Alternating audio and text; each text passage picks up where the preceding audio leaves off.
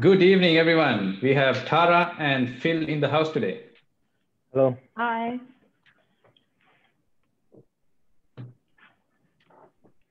So, Navin, I have a client and she says she's confused about all the grants available right now.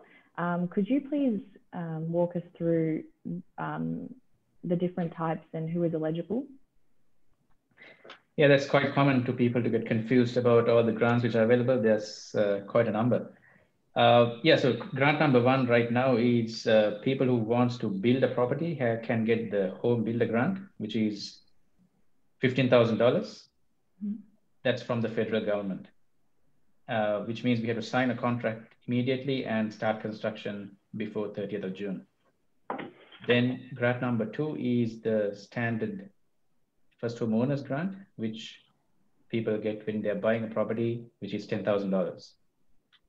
And they also get, as a first home buyer, they get stamp duty concession, which is $0 up to $600,000 when they build a property.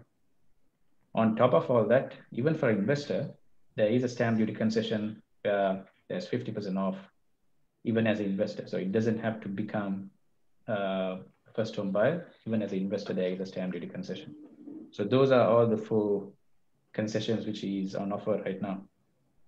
Okay. Navin, I've also got a question from one of my investors. Sure. So he's looking for a cash flow positive investment. What would be a best cash flow positive investment, and which one do you recommend? Or would you recommend, actually? Yeah, so in terms of cash flow positive investments, there's few out there. The number one is we have houses which are display houses owned by builders.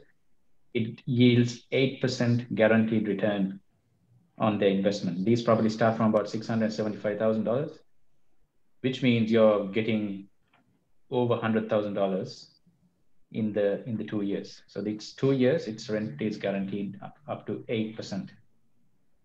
The next best cash flow positive investment is in Brisbane.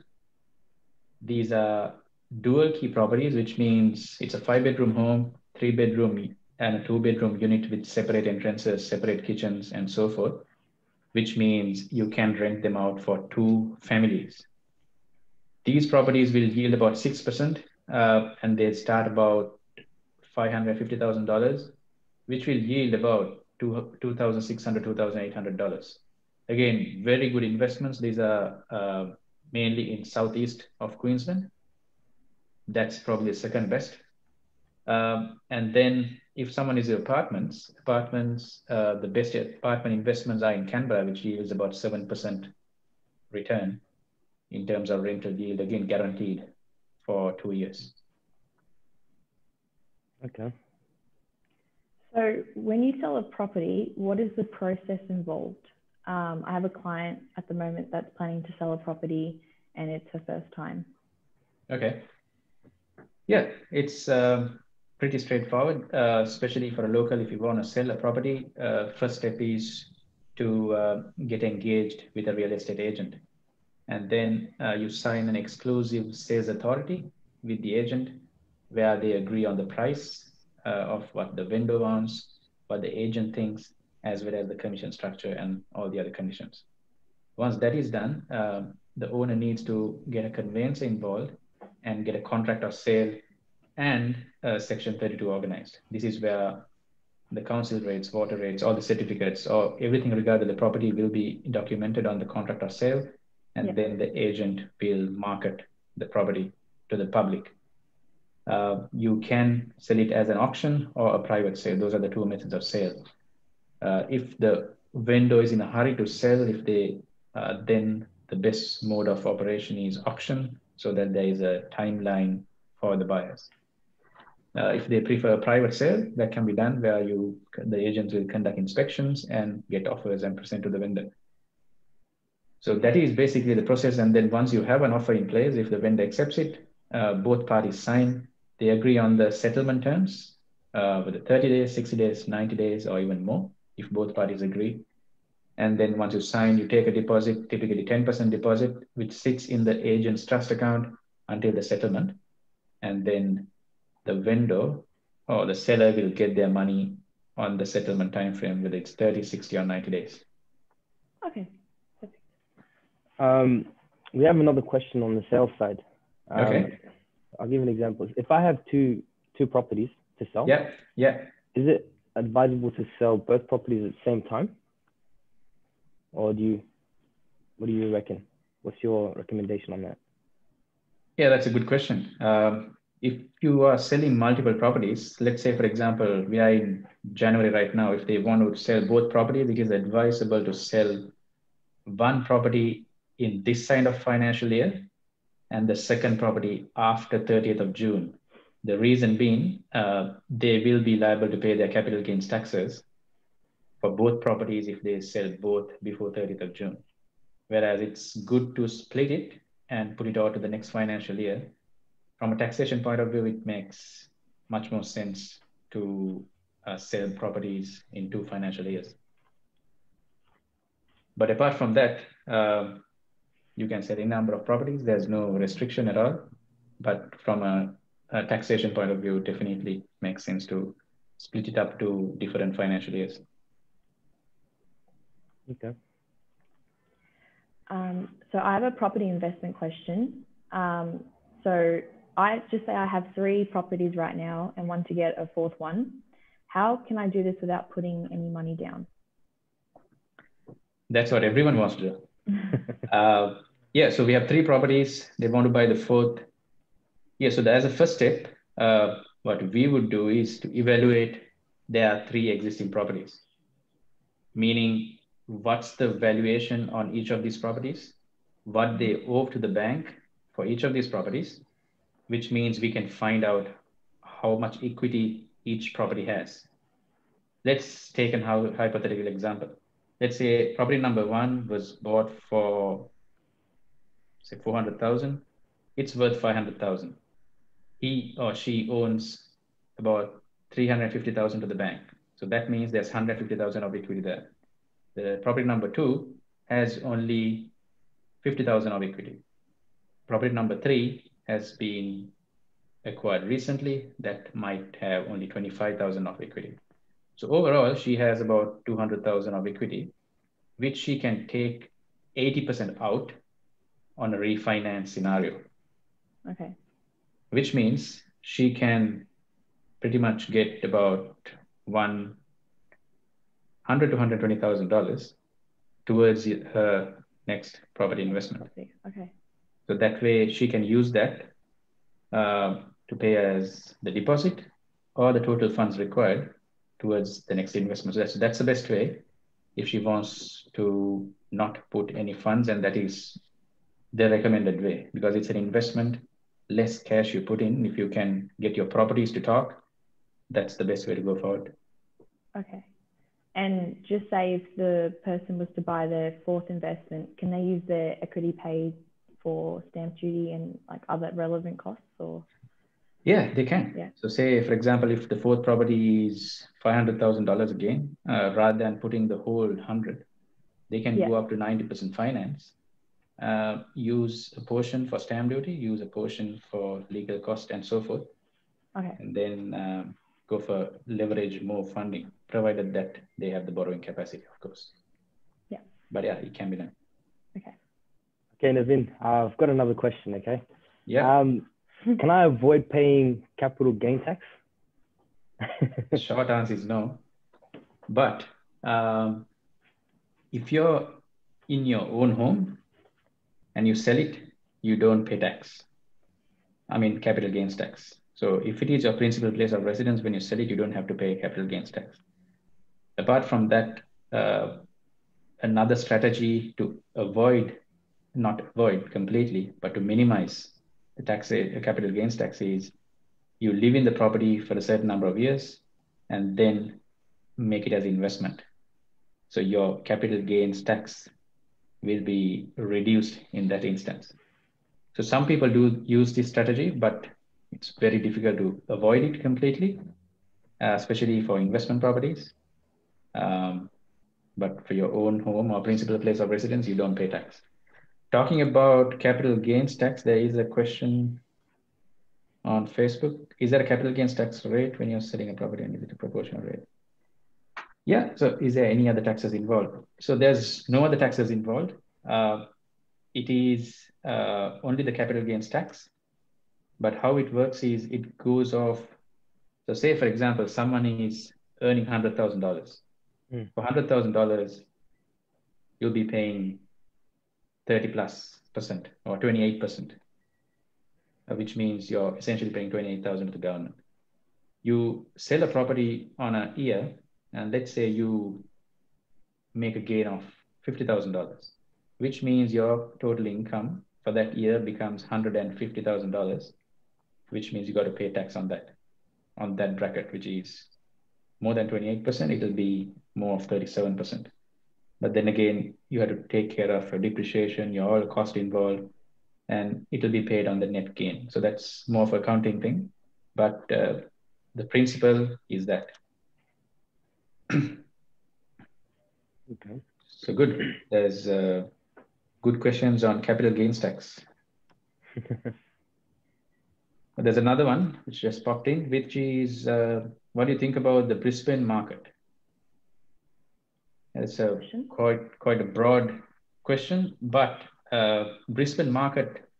So if you look at the past 10 years, it has been steady, but in terms of the capital appreciation, has been not as high as Victoria or New South Wales. Having said that, the next 10 years, I've said next 10 to 15 years is looking very bright, especially for Southeast Queensland. I'm talking about in the region of, in the middle of Brisbane to Gold Coast, southeast part of Queensland. There's so much of infrastructure developments happening, and there definitely will be capital appreciation in that segment. So the Brisbane market is going to be very steady, and there will be capital appreciation in southeast Queensland. To answer that question. Do we have anything else, guys? Well, I have another question. Yeah. We're talking about areas to buy. What would be the best suburb to invest in the northern suburbs in Melbourne, and why? Northern Melbourne, yes. I think the best place right now is Mickleham, Cloverton. There's and the reason for that is there's so much of potential there. Craigieburn had a really good run for the past 5 years. Yeah. It still is, but I think if you look at the next 5 to 7 years, there's so much of potential in Mickleham, Cloverton. There's shopping centers coming in. There's a lot of schools are going in. There's a business park, which is there. Dulux and another ham companies already started operations. There's 14,000 jobs which will be created over there. So there's a massive story which is building up in that part of the town. And especially Cloverton, it's going to be city on its own. There's going to be 30,000 residents for the next 10 years. And that's a massive number. And it's going to have another train station apart from what they have already in Donnybrook. Mm-hmm. There's going to be a massive shopping center. There's going to be water features just like Docklands. So that's a massive development. And two reputable companies, MAB Corporation, who did Docklands as well as Stocklands, we all know what Stockland is capable of. They are doing the development. So most of the appreciation dives down to what happens in the suburb, and it boils down to who the developer is and whether they deliver. MAB Corporation as well as Stockland, they are very, very good developers, and they deliver on time and in style. Also close to the airport. Yeah, go on. Navin, just another question, just for an investor. What would be the best investment? Home and land package at the moment, or apartments, or townhouse? If it's an investor, house and land package. For an investor. Home and land package? House and land package is definitely the way to go because land is what appreciates. Apartments, it's great for especially parents who want to send their kids, or for them to live in. Because of convenience in terms of appreciation, it's not as much as houses at all.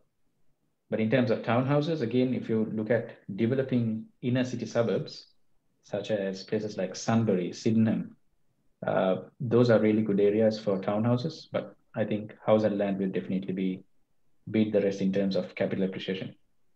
Yep. Okay. Another question, can you expand that question to entire Melbourne? Probably they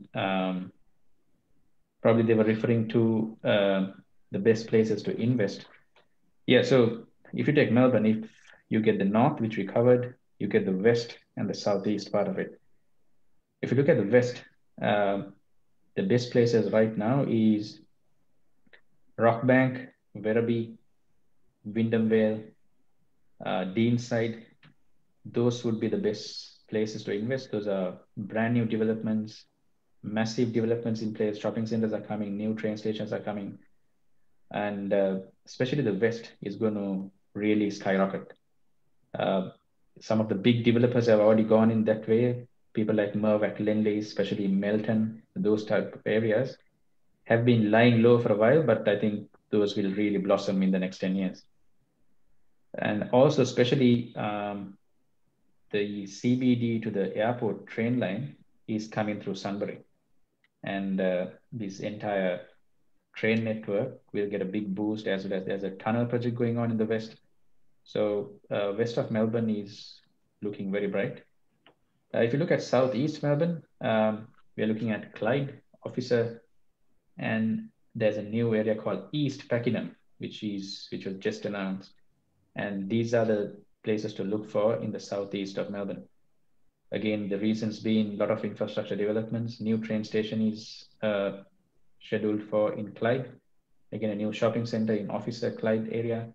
So these are going to drive the prices up. And Fraser Rise, yes, that's another one. That's towards the west. So these are all good suburbs to invest right now. Again, what you need to look for is the population growth. It's very simple. As long as there's population, there will be demand for houses. Population growth is there, and as well as the infrastructure developments. If there's a shopping center, naturally people will flow in. So yeah, as long as you look for those elements, can't go wrong.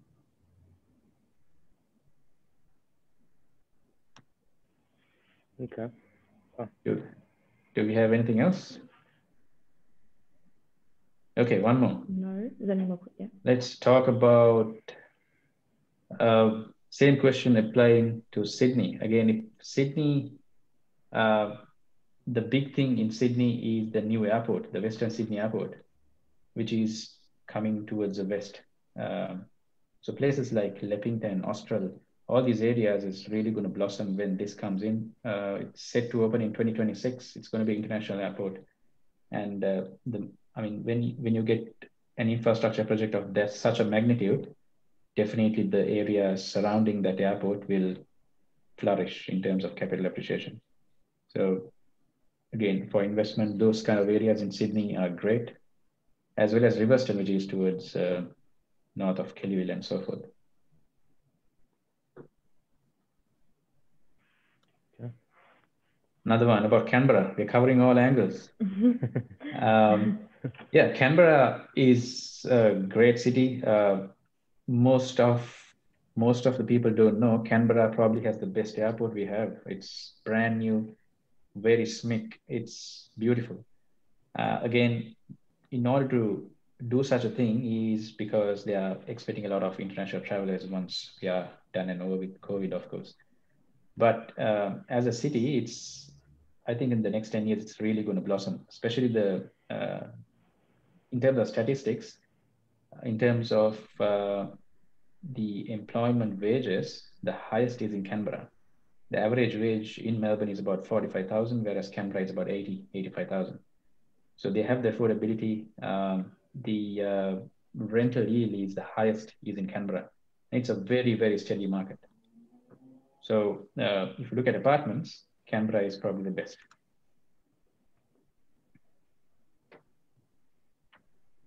Any concerns when you recruit a small builder to build your house?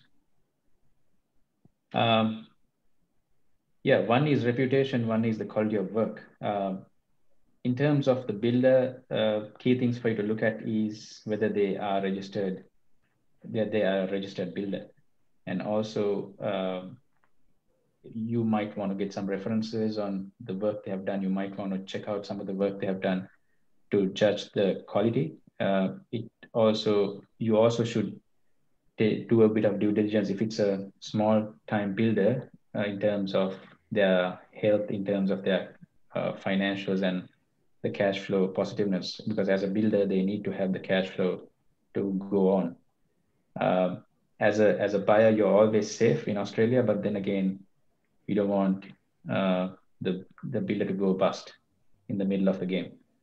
But I mean, as long as they're registered builder, you can check that online, and we are more than happy to help that out. But and in the quality of work and the delivery, as well as every builder will have issues because it's all subcontractor work, but it's a matter of how the builder fixes these issues, how prompt they are in fixing. So these are the little elements you need to keep looking. The point system works for investment in Canberra. Yeah, probably that question is for about PR. Yeah, there is a scheme where you get 5 points when you invest in a property over $250,000 in Canberra, which that's only for Canberra. No other state offers that. In terms of availability of jobs, Canberra is probably the best place for you to keep a job rather than losing it, because majority of the jobs are government jobs. They're very, very steady, and they are very well paid jobs. Okay. Lots of questions. Which Yeah. is great. Good. All right. I think we are probably done for the day. We want to keep it short and sweet and sharp. Again, the objective of these sessions, we are going to do these on a weekly basis. The objective of these sessions is to add more value to our viewers. These are the type of questions we get asked on a weekly basis. So we want to play it by you guys. And if we do these sessions every Thursday, when we're focusing on Australian or local market, when we are doing it for the overseas markets, we are doing it on every Saturday. So going forward, this will be happening every week. Please send in your questions on the Facebook group, Facebook chat, whatever you prefer. We are on all social media channels. So feel free to send in your questions, and we will be answering your questions in your next episode. Thank you, everyone. Thank you. Have